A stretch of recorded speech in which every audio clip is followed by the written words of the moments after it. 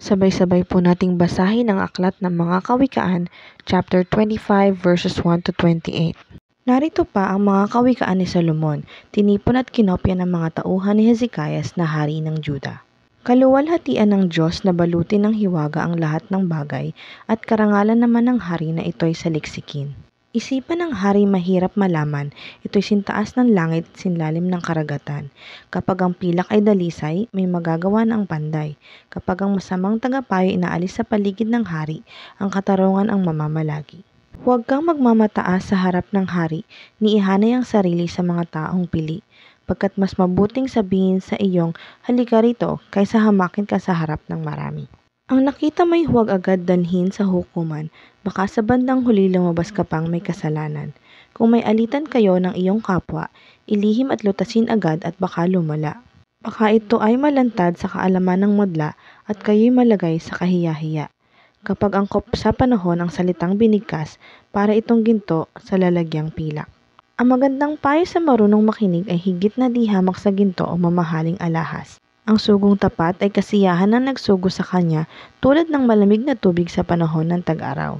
Ang taong puro pangako lamang ay parang ulap at hanging walang dalang ulan. Sa malumanay na pakiusap, pusong bato'y nababagbag. Sa pagtatiyaga, pati hari ay nahihikayat. Huwag kakain ng labis na pulot-pukyutan at baka ito'y isuka mo lang. Huwag mong dadalasan ng dalaw sa kapwa, baka siya'y mabagot at sa iyo ay magsawa. Ang taong sumasaksi laban sa kapwa ng walang katotohanan ay tulad ng tabak, pambambo o palasong pumapatay. Ang taksil na pinagtiwalaan sa panahon ng pangangailangan ay tulad ng ngiping umuuga at mga paang pilay. Hapdi ang dulot ng awit sa pusong may sugat, parang asing ikinuskos sa gasgas na balat, parang paghuhubad ng damit sa panahon ng taglamig. Kapag nagugutom ang iyong kaaway, pakainin mo at painumin kung siya'y nauuhaw. Sa gayoy mailalagay mo siya sa kahihiyan at tatanggap ka pa ng gantimpala mula kay Yahweh. Kung paanong ang hanging timog ay nagdadala ng ulan, nagdadala naman ng galit ang paninira ng karangalan. Masarap pa ang tumira sa bubungan ng bahay kaysa loob ng bahay na ang kasama'y asawang madaldal. Kung paano ang malamig na tubig sa labing nauuhaw, gayon ang mabuting balita buhat sa malayong bayan. Bukal na nilabo o balong na dumihan ang katulad ng matuwid na sama-sama ay nakipagkaibigan.